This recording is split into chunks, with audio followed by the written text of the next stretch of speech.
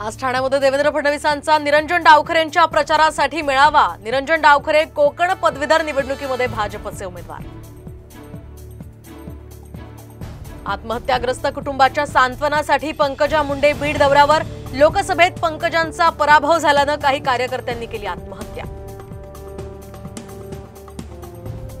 वस्ताद नेहमी एक डाव राखून ठेवतो, केंद्रातील सत्ता बदलावर अमोल कोल्हेंचं सूचक विधान।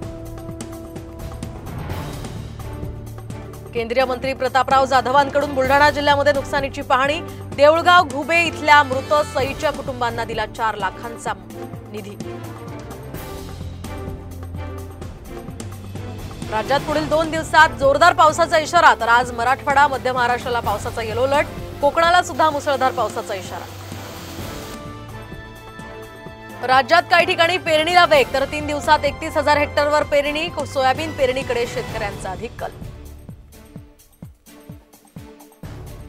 हिंगोलीच्या औंढा तालुक्यामध्ये मुसळधार पाऊस, तर रामेश्वर आडगाव टाकळखोपामध्ये ढगफुटी। हिंगोली जिंतूर राष्ट्रीय महामार्गावरील पूल गेला वाहून।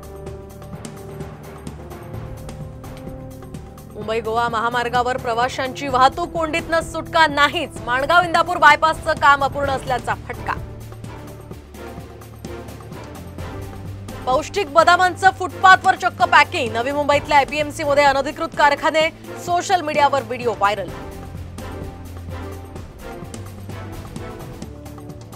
पुण्यामध्ये 8 कार आणि 9 दुचाकींची चोरी। बंटी आणि बबली स्टाईलनं चोरी करणारं जोडपं गजाआड।